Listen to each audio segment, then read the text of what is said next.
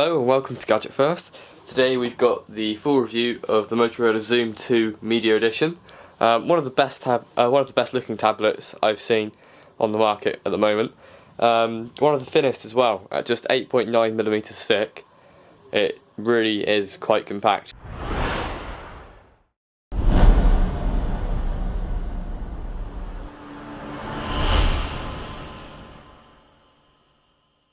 For a tablet of this size.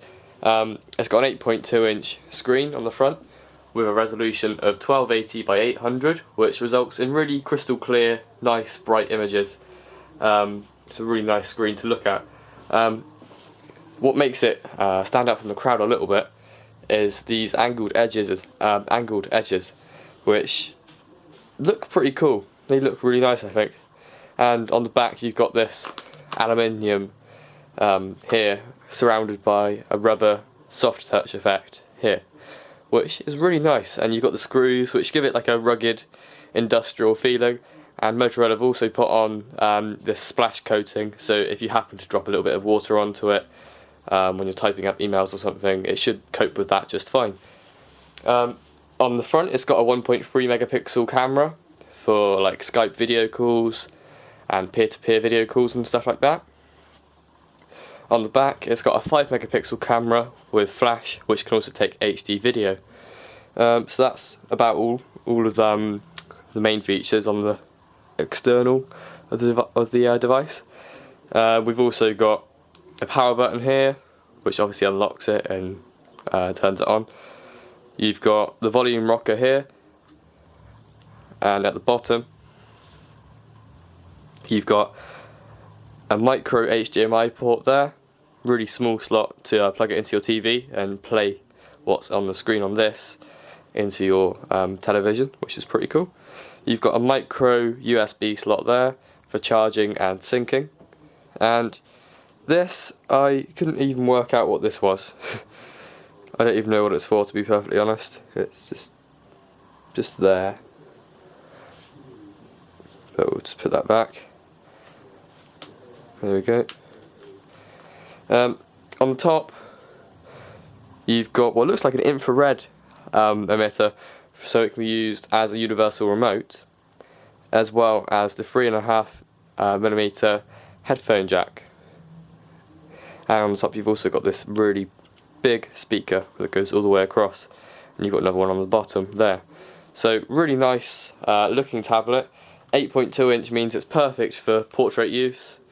And it also acts quite well in landscape. So let's just zoom out a little bit first and unlock the device. One thing I would say is that if the device is on a flat surface like this, like it's on a table or something, it can be a little bit difficult to unlock it, as the unlock key is on the back slightly, so you might have to lift it slightly to get it unlocked, but it's not too much of an issue. This is running Android 4. It was released with Android Honeycomb 3.2, but they've now updated it to Ice Cream Sandwich. And see, when I press this, you've got the option to go to the browser. I'll just zoom in so you can see this a bit better. You have the option to go to the browser, camera, to actually unlock it, or go to the gallery, and you just drag down. So you want to go to the gallery, there it is. Or if you want to go to the camera, or the browser, sorry, there it is. And if you want to go straight to the camera, you go left, and it takes you straight to the camera, which is currently covered by my hand. But yeah, and you've got on-screen buttons. There's no physical buttons on this at all, on the front at least. It's just software buttons. You've got a back button here, a home button here, and the multitasking button here. So that's all nice, and the good thing with on-screen buttons is that you rotate it around and the buttons move to your orientation, making it a bit easier to use. More convenient as well. Motorola haven't done too much with Ice Cream Sandwich on here. Basically, they've added a couple of widgets like this one, which gives you the time and the weather of your current location. Other than that, you don't get too much included with the device itself. AccuWeather, the widget is included. But on the whole, that is all they include. They haven't changed too much at all. However, what you do get, which is really handy and would otherwise cost you quite a bit of money, is Quick Office. It's basically a whole Office application, does PowerPoints, Excel and Word documents for your tablet. So if you want to make a new Word document, you can choose from what format you want to use. You can do Word 2010, 2007 or 97 to 2003. So there's a really broad selection of formats there, and you can even make PowerPoints. That's been one thing that you haven't really been able to do much on mobile devices too much, is PowerPoints, actually making them from scratch. But you can do that on here. Just bring up the keyboard and you can start writing. So I can write PowerPoint, there we go, and just click that button to get rid of the keyboard, and there you go. You can add images, you can even add all these kinds of shapes. So it's really a fully featured Office application there for your tablet. Just discard the changes there, and that's the same can be said for Excel and Word. It's really fully featured. I wouldn't call it quite a laptop substitution, as laptops come with proper keyboards and they might be a bit quicker to use, but certainly if you're used to using a laptop and you're going away, you can't bring the laptop, maybe it's a bit too big or heavy, this tablet will definitely do it, and you can edit all your files on the go. So that makes it really, really brilliant. On the inside of this, you've got a Tegra 2 chip, which is dual core, running at 1.5 GHz, 1.2 GHz actually. You've got 1 GB of RAM, and you've got 16 GB of storage. So really plenty of storage there, and as you can see, it's running all nice and fluid. One thing I have to say is that when I first got this with Android 3.2, it wasn't that smooth at all. It was a little bit choppy, but since they released Android 4, it seems to be really nice. And even in portrait, which used to be a problem on Android 3.2, you put it in portrait and it would run terribly. But it even runs really smooth on that now, so that's brilliant.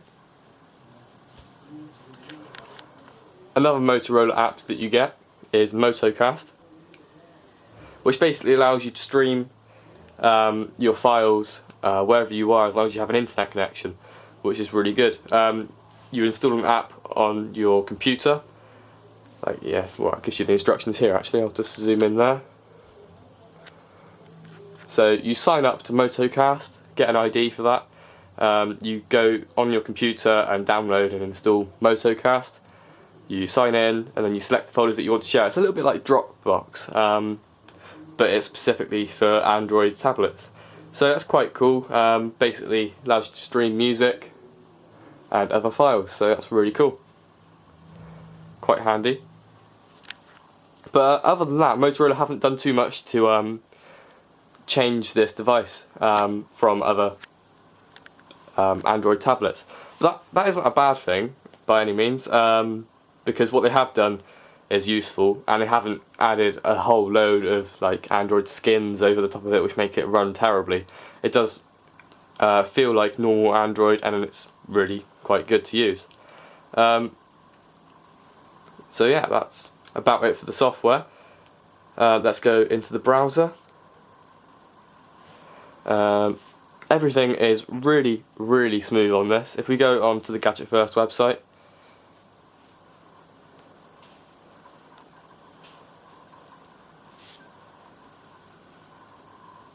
there we go. I'll just go onto the full site so it's not the mobile site.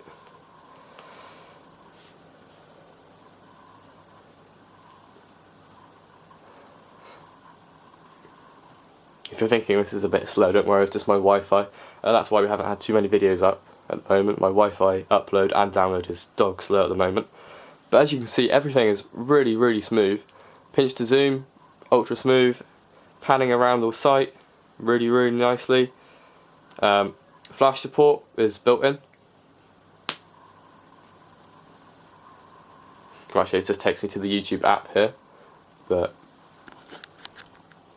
that's okay. guys, welcome to Catch Up First. Today we've got the full review of Vodafone's mobile Wi-Fi R205. So there we go. Really nice YouTube app actually. I really do like the YouTube app built into Android tablets at the moment. It's really quite nice. You can see it's really tablet orientated, fitting a lot of information on the larger screens that tablets have. Yeah, that's another point to pick up on. A lot of people don't buy Android tablets because they think that there's not Android specific apps available, and to be truthful, there isn't as many as you would get on an iPad, for instance. There is less iPad specific apps, tablet specific apps compared to iOS. That's not to say that there's a complete lack of them. You've got staff choices for tablets here, look, and you get a lot of apps to choose from which Google think are the best for tablets. So let's just download one and see what they mean by tablet friendly.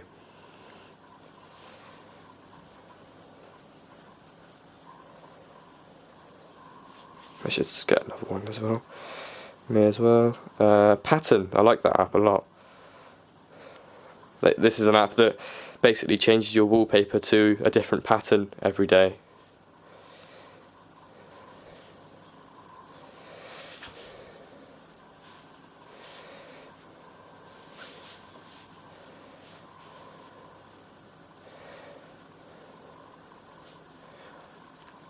So as you can see, compared to, well, I'll get the mobile phone app out here and show you the difference. I've got the Razer Eye here from Motorola as well. So I'll go on to pattern on here, and you can see they're completely different user interfaces. On the phone you can slide between categories like that, whereas on the tablet you're getting a lot more information on the screen at once.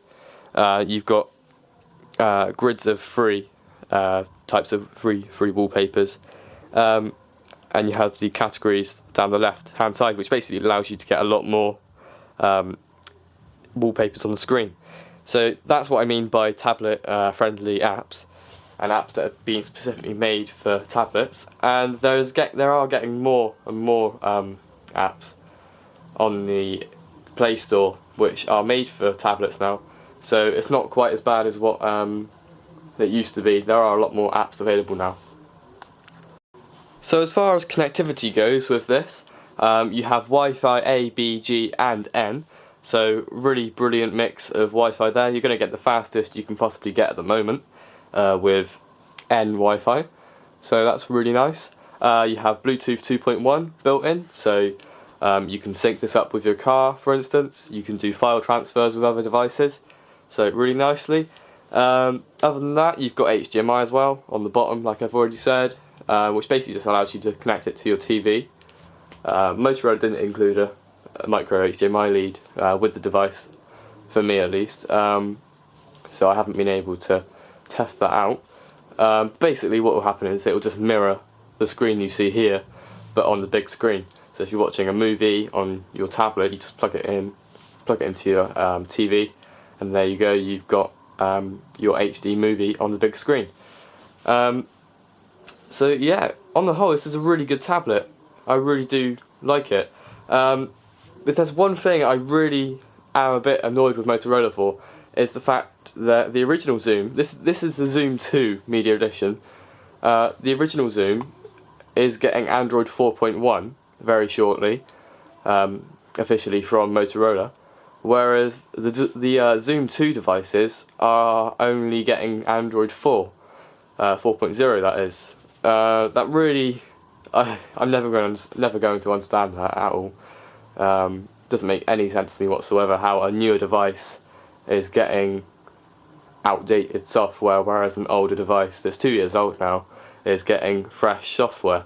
So it really makes no sense to me whatsoever, and that probably would limit my recommendation for this, because really you're going to be wanting Android Jelly Bean, because it really is quite a major improvement upon ICS. Not quite as major as the transition from Android 2 to Android 4, but you know, Project Butter is going to make everything even smoother. It just seems a little bit more integrated and polished than Ice Cream Sandwich, and you're not going to get that with this tablet, or in fact the Xoom 2, just the standard Xoom 2 that I've got here. So that's a bit of a disappointment, but sorry about that. I just ran out of memory, just deleted a few things, and now that's fine.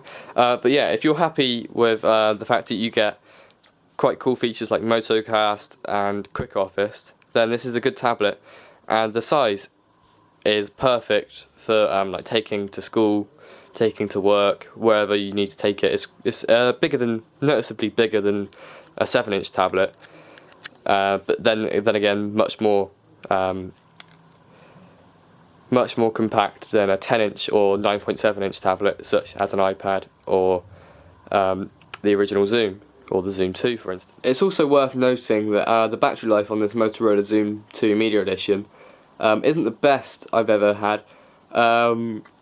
Basically, they advertise up to six hours of like using the internet, but it's probably a bit less than that, to be honest. If you're going to be using the internet a lot, you're probably going to get like 5.5 hours of usage, compared to say the 9 hours you'd get on an iPad. So probably not the best tablet to use if you're going to be using it a lot, but if you're going to be charging it every night, I'm sure that's fine. So although I can't recommend this tablet completely, if you're going to be using the functions like Quick Office a lot, it's definitely one to consider. So thanks for watching, and we'll also have the Xoom 2 review up very